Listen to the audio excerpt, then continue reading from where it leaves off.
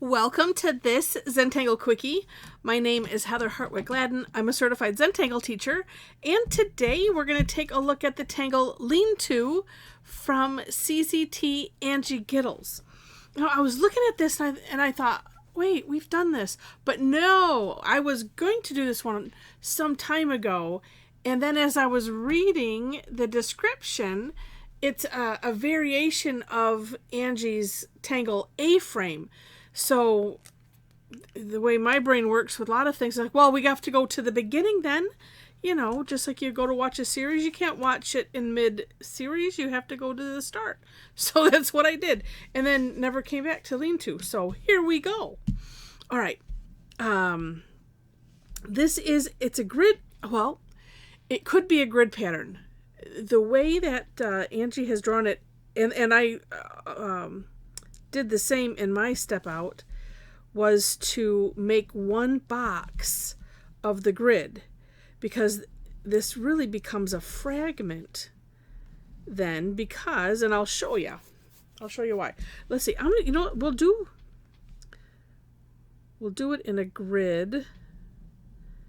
Maybe I'll do a second one. We'll see. I might do that just on my own time. You will have already known if I've done that. You just don't know how I will get to whatever I put on the the front picture.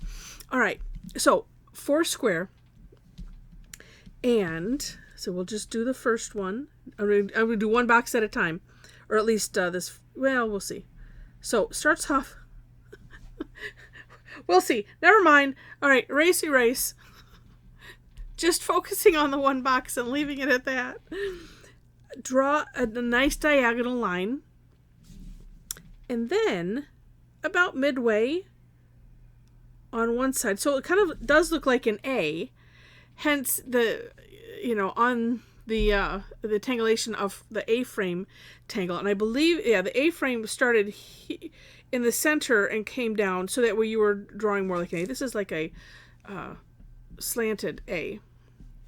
Then underneath here, we're just gonna draw some lines, but feel free to leave gaps like this anywhere you want, or if you don't want to, you don't have to do that either. It's kind of fun,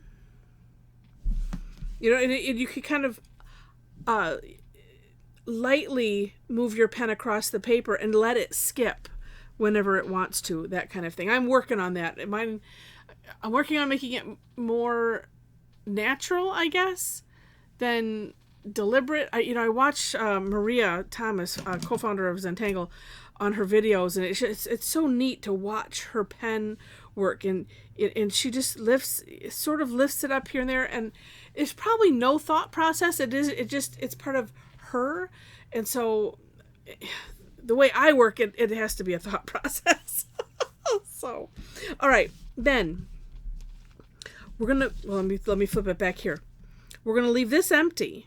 But this part, we're going to do similar to this. Now, of course, you can fill it with something else if you want. And on Angie's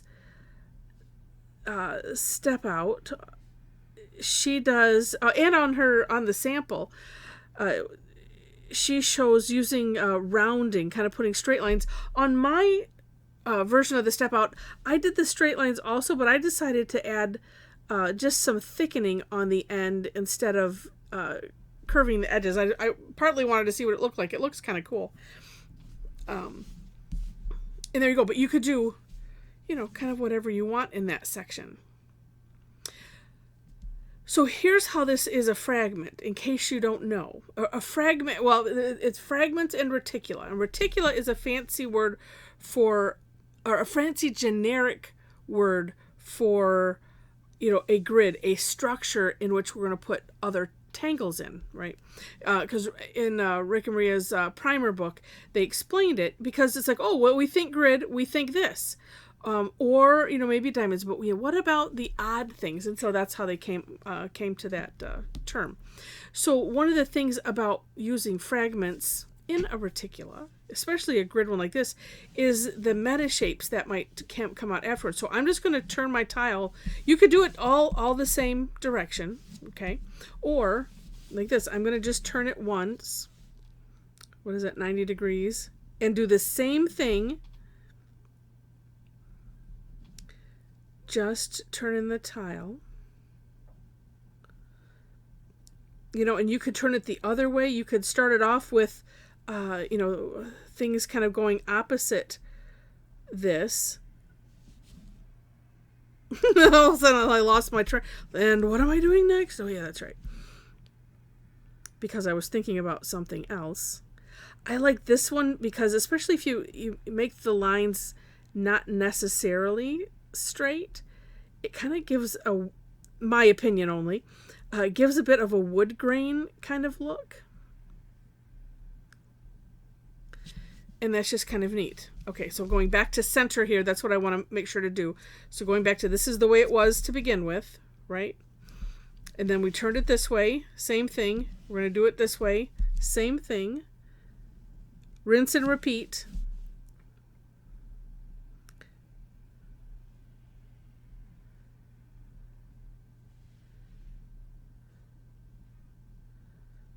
And you can have it skip, however you want. I also found, because I won't say what I was going to say. I was going to say, well, no, I'm just going to say it because now I've teased you. You'll notice a place in my version of the step outs where, because I was going to say, I found that working from this direction back towards the point works. You'll see why in my version of the step out. It's not bad. It just is. Okay, so going back to center. So this is where we started, right? And look at the neat pattern that's emerging already. So doing it once, twice. Well, that would really be once, twice. That would be 3 times. And then I have a song going through my head. Sorry if you are too. It's a good thing I don't sing.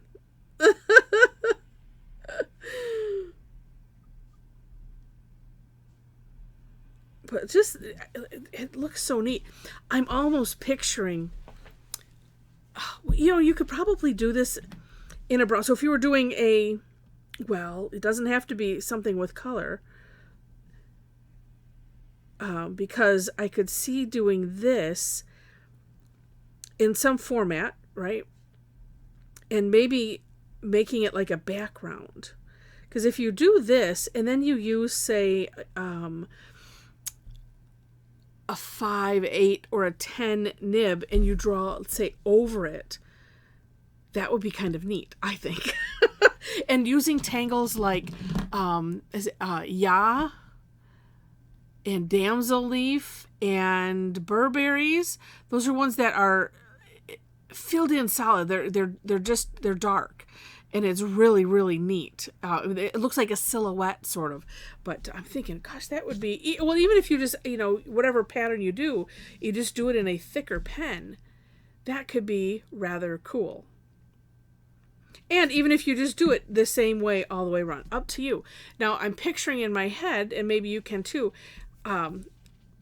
if you did them the opposite way, then you would have all of these corners in the inside and those on the outside, but you can flip it however you might want to.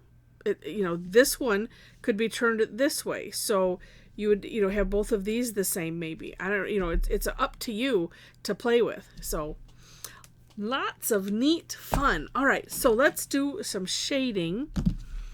And the way I would just do this normally, and not that this is abnormal, but I'm just take one box at a time, because this looks like it's tucking underneath there, or this is over that, whichever way you want to think about it. And so I would lay some graphite on that edge and come, in there. So that way, like if we weren't looking at anything else, that's just how I see it. So I'm going to do that on all of them. And then, of course, the darker you go, the more contrast, obviously, the more drama it creates. Look at, and this creates that neat shadow box effect. Usually I've not had necessarily that much luck creating the shadow box effect with straight lines, but this is working. Look at that. it is just sinking that underneath so amazingly.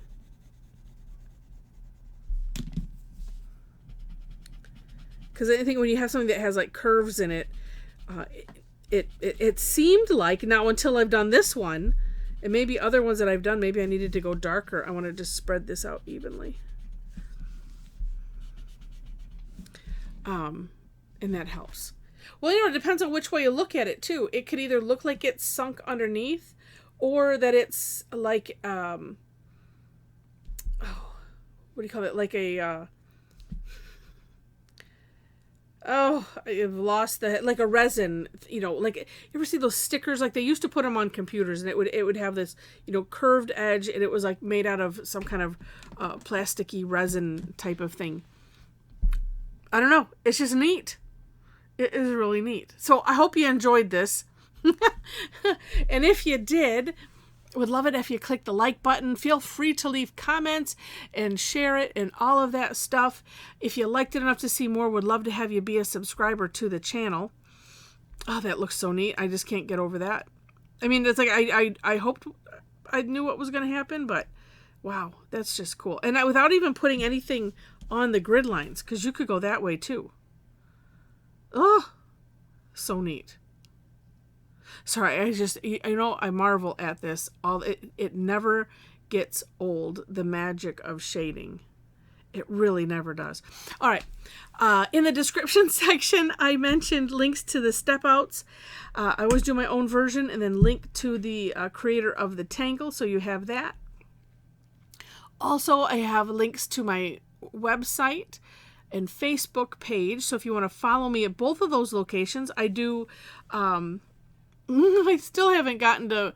I have to get in some. Well, after we have a big event this end of this week. Maybe after that, I'll get into a better habit of posting classes on my blog. Go figure.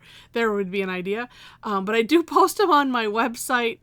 On my website, you don't get notice of that. That's the problem. But on my Facebook page, and there's some other places that I post regularly as well, like Eventbrite and Meetup.com. So there are links there, so you can always follow me there, if you're interested. By the way, a lot of my classes are free. Some are paid, but a lot of them are free. Would love to have you join us. Also, if you happen to be on Facebook, we have a private Tangle Addicts community page, or group, I mean. Amazing people. So if you want a nice, I'm calling it a safe space because it really is, because I know a lot of people, they're shy at first at showing their work. And, I encourage everyone, just do it. And we'll be the judge of if it's good or not. And it always is, because you did it. And that's just the Zentangle philosophy. So I'm thankful, very thankful to my fellow Tangle addicts for playing along in that thought process and really embracing it and sharing that love, because it is so important on so many different levels. So come and join us. There are 4 questions to answer in order to gain entry, just so you know. And I think that's it. So with that, thanks so much for watching, and I wish you happy tangling.